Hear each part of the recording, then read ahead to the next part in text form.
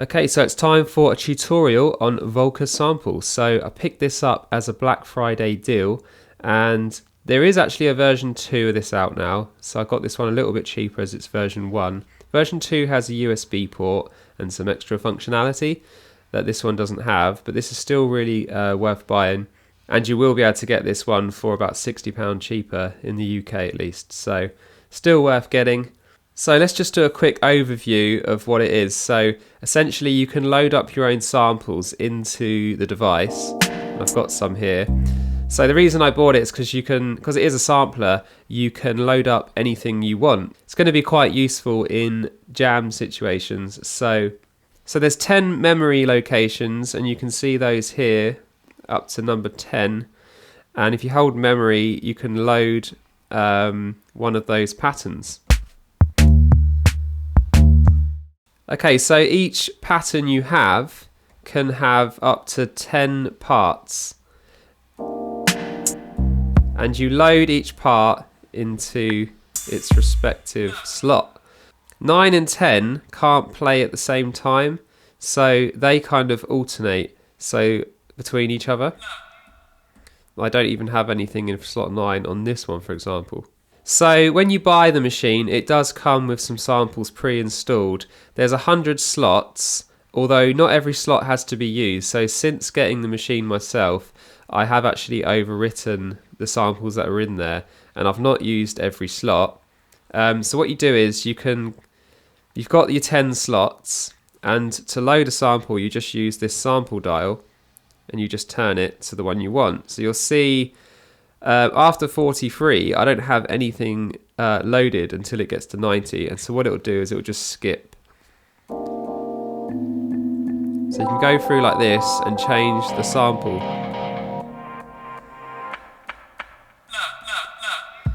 Okay, so let's take a look at how you upload samples to the Volca Sample. So what you have to do is download this software, which is recommended by KORG, it's vosyr. And what this is going to allow you to do is to create projects of sample sets, and then you'll be able to upload those samples to the machine. So you'll need to connect the audio output of your computer into the sync import of the Volca, and then it's going to send a digital audio stream which will send the data to the machine.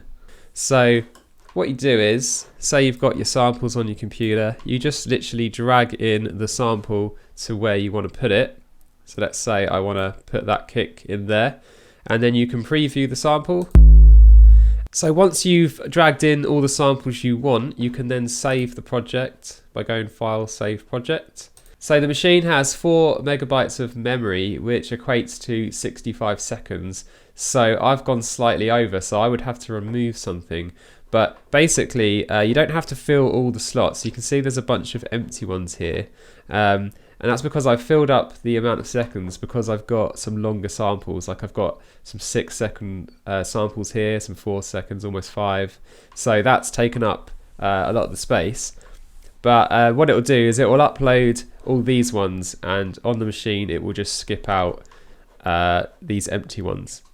And you can choose to upload an individual sample by clicking on this button. Or you can select ones you want to upload and then hit selected there, or you can just choose to upload the filled slots or just upload everything. So to transfer, you just click on one of the methods you want. So let's say we just want to do this kick drum. Click there, it's going to bring up this window, and then when you click let's go, it's going to play the digital audio stream that's going to go into the device. So you want to make sure that you don't have your speakers on or headphones on because it's quite loud. It sounds like a dial-up modem. Let's give it a quick go.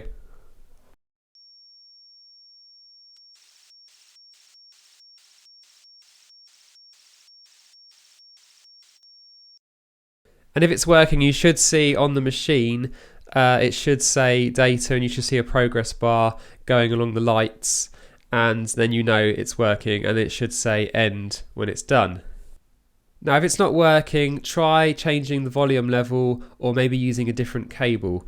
I had to use a different cable. I tried to use the one that came with the machine and that didn't work for some reason, so I used a standard auxiliary cable, one of my own, and then that actually started working then. So it can be a bit buggy, but usually it's just one of those issues. You can also set up sequences in this software and send them to the machine. I don't think you can download the current data on the machine. That would be nice, but in version 2 with the USB port, I'm guessing that would be possible. So version 1 a little bit more limited on that, but you can set up some settings in here and upload to the machine if you wanted. So you can just go through each slot and just load up the sample that you want.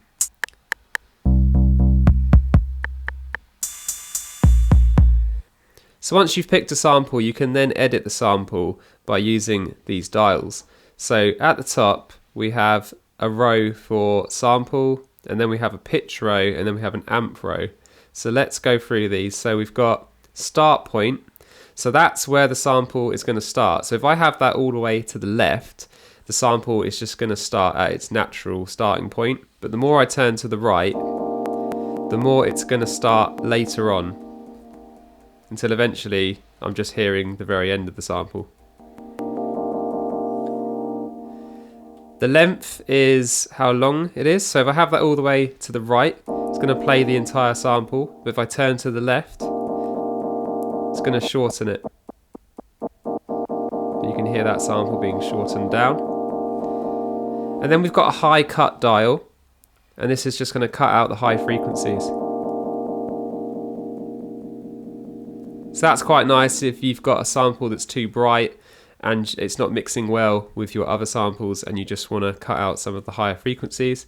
So now let's move on to the pitch row. So the first dial we have is speed, and this will change the speed and ultimately the pitch of your sample. So if I turn to the left, it'll go down in pitch. If I turn to the right, it'll go up. So that's good for tuning your sample to go with your other parts. So next we have an envelope for the pitch. So first of all, we've got the amount that is applied. So if I turn that up a bit, and then if I turn the attack up quite a lot, we should hear the sample go up in pitch. And then I've got a decay, and that's how much it's going to go down afterwards. And you can hear it going through that cycle. So let's turn the attack down a bit. And now it's mainly the decay we're hearing. So next up we've got the amp. So we've got a basic level. So that's how you adjust the level of each sample. Then we've got a pan. So whether I want it in the left ear or the right ear or in the middle. And then we've got an attack, which is going to make it fade in if I turn that to the right. And a decay, which is like a fade out.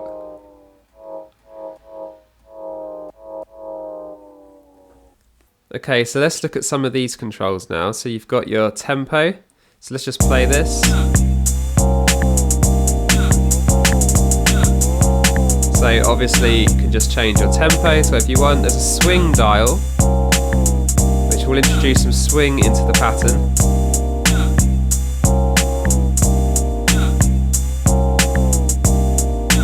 Then we've got a reverb mix dial.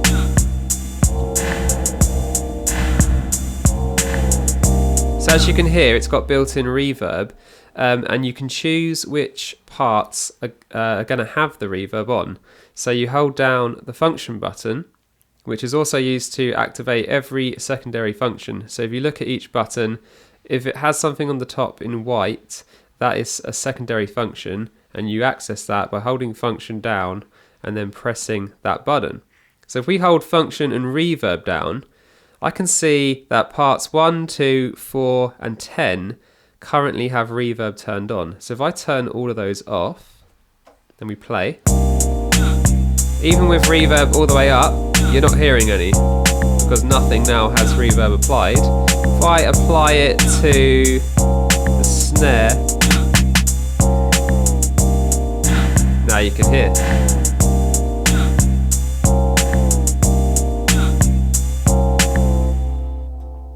And then we just have the overall volume for the entire unit. So another thing you can do is you can reverse samples, and you do that again by holding function, holding reverse, and then choosing which sample you want to reverse. So let's try and reverse the snare.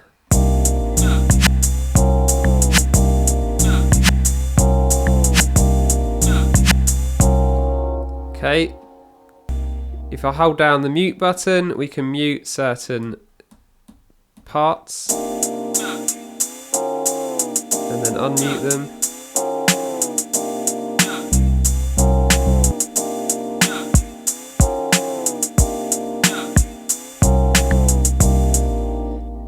And if you hold function and press that, you're going to get solo, so I can just have one part.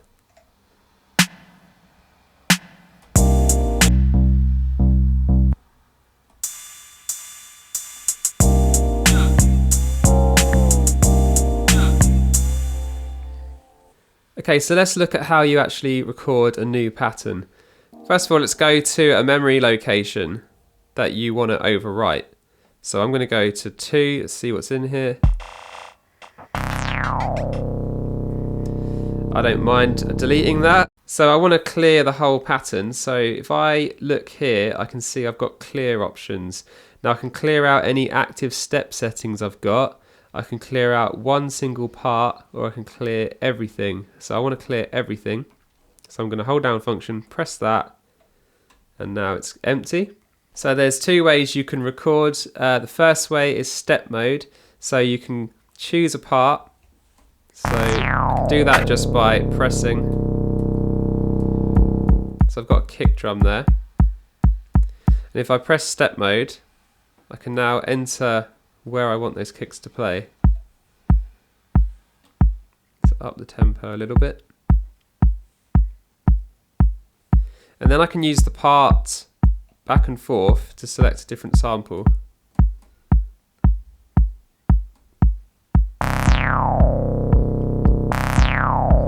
You can use the level dial to reduce that a bit.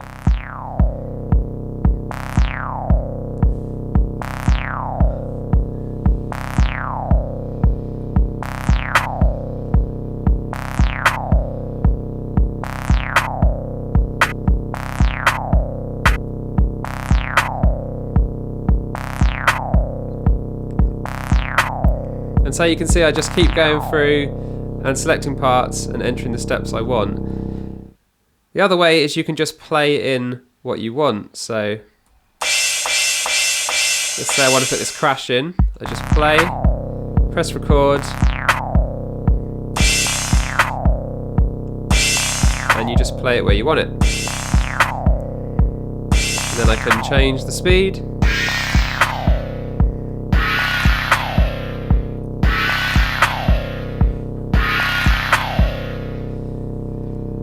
So another thing I can do is motion record.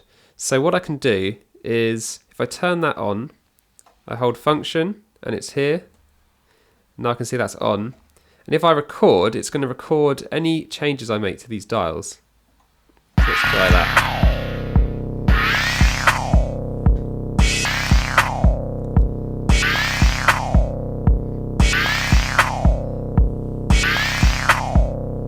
That's a really good way to get some interesting effects. If I want to undo that, I can just do function and clear that, and it should get rid of it. So if I want to save my new pattern, I can write, and again, it's a secondary function. So I hold function, hold write, and then I choose the slot that I want it to go into. It flashes on the one you're already in. That's where I want to save it, so I click that. It flashes and now it's saved.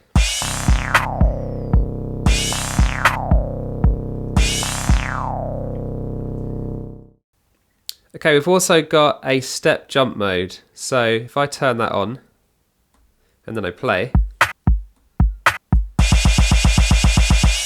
can hold a step.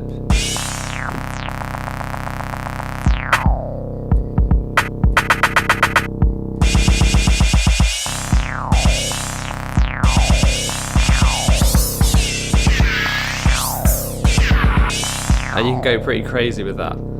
Press function to come back out of that.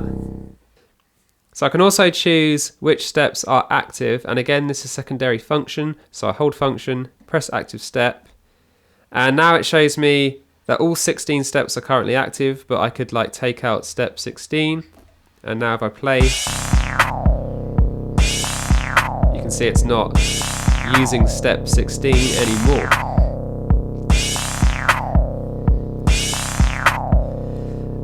And I can clear active step settings. So if I go function and hit that, it should be back now.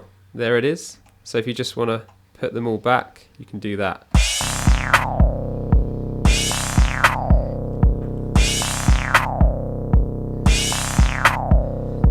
So another thing we've got is this analog isolator, which lets you affect the overall bass and treble.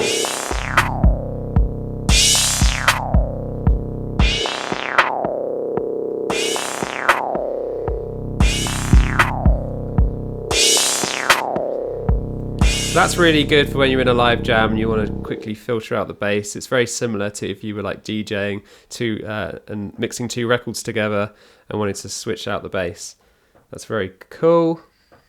So now let's have a look at song mode. So you've got your 10 memory slots and those are for your patterns. You've also got 6 song slots. So to access those, it's the same way as accessing a pattern. You just hold memory and click song.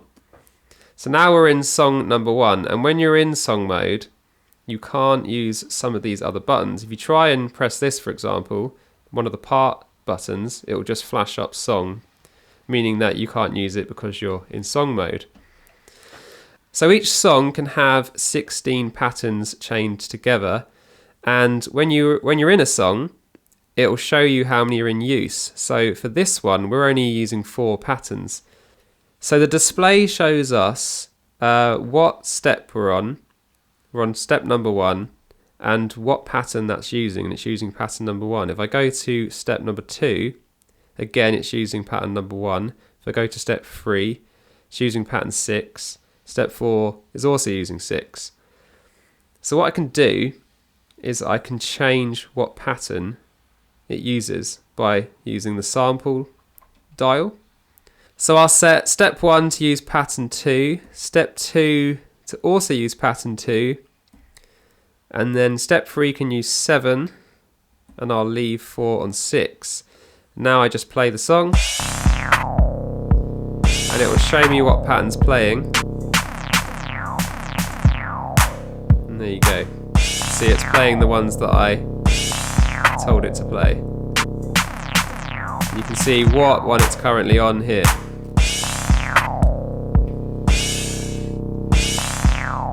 Let's say I want to use more than 4 parts, because I can use up to 16. So to do that, I use the active step.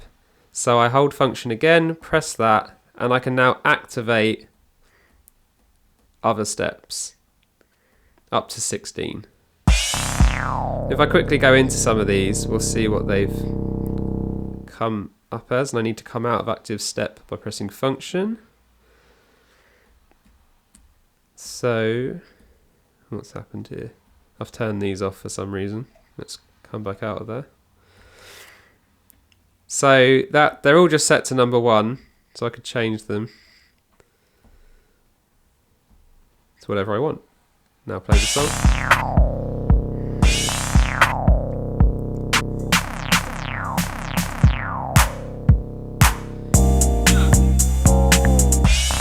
So it's a bit of a mess because I haven't actually made a proper song, but you get the idea.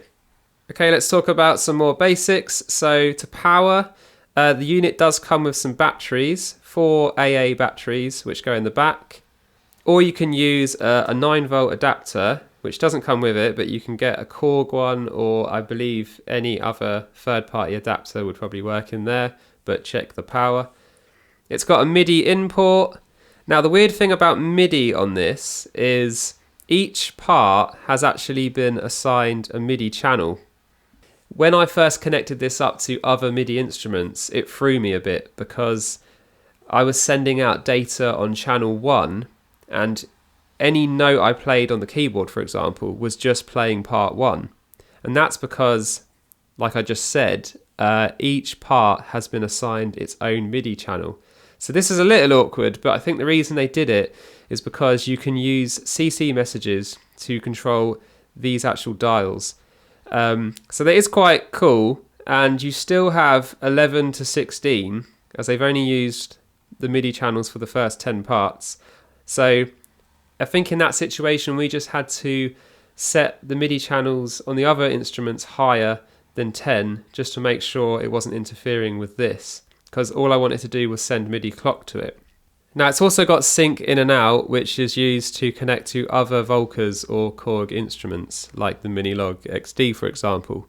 So that's good if you've got another Volca and you want to sync them in time. Otherwise you can use MIDI clock. Okay, I think that about wraps it up. If you've got any questions, leave it in the comments below. I'm always happy to answer. And don't forget to subscribe. I'm going to be doing some jams with this as well, so look out for those, and thanks for watching.